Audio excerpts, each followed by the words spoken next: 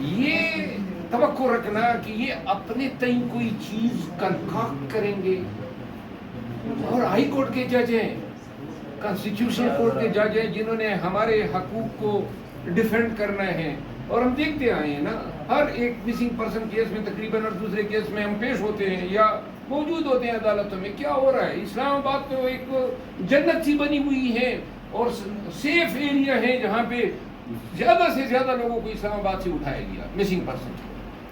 تو لہذا جج صاحبان کے اس یہ مشترکہ جو ان کا یہ لیٹر ہے یہ ایک فرد جرم ہے، اور اس کے تقدس کے لیے اور اس کی سچائی کے لیے یہی کافی ہے کہ اسلام آباد ہائی کورٹ کے 90% ججز نے یہ لکھا ہے.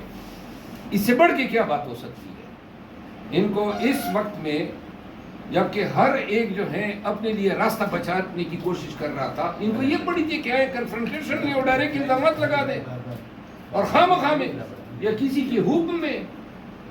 بڑا یہ وقت گزر جائے گا.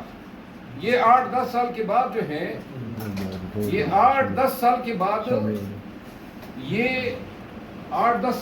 لوگ یاد رکھیں گے ایک ایسے دور میں بھی ایسے 6 لوگ اٹھے، اور پھر بعد میں کیا ہوا؟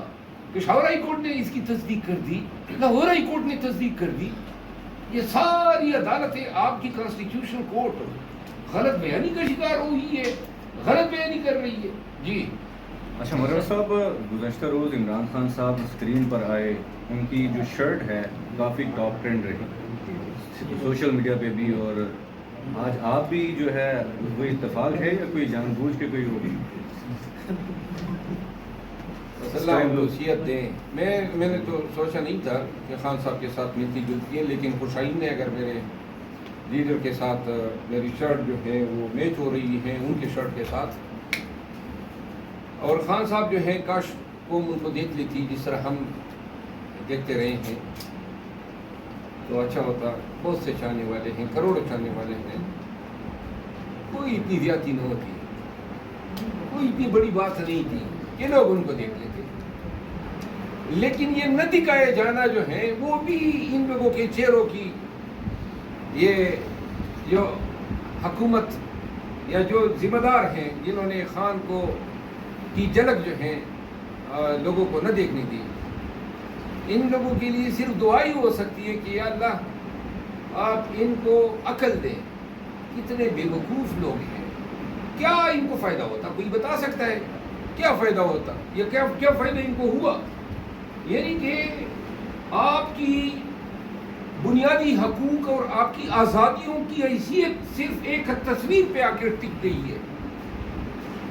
آپ کی بنیادی آزادیوں کی حیثیت اور نوعیت ایک ٹویٹر کی بندش پہ جو ہے رک گئی ہے، یوٹیوب کی. اور یہ علالے تللے ہم کہاں سے افورڈ کر سکتے ہیں؟ ابھی آپ کو پتہ ہے یورپین یونین نے جو ہمیں سوالنامہ بھیجا ہے، $7 بلین جو ہے آپ کو ٹیرف کی مد میں پاکستان کو ریبیٹ ملتا ہے، اور ساتھ میں کہا ہے کہ آپ کے پاس بنیادی انسانی حقوق کا معیار کہاں پہ؟ اب اگر سعودی عرب میں یا چائنا میں یا ایران میں یہ ٹویٹر پہ یا کئی چیزوں پہ پابندیاں لگ جاتی ہیں تو ان کو تو پرواہ ہی نہیں ہے.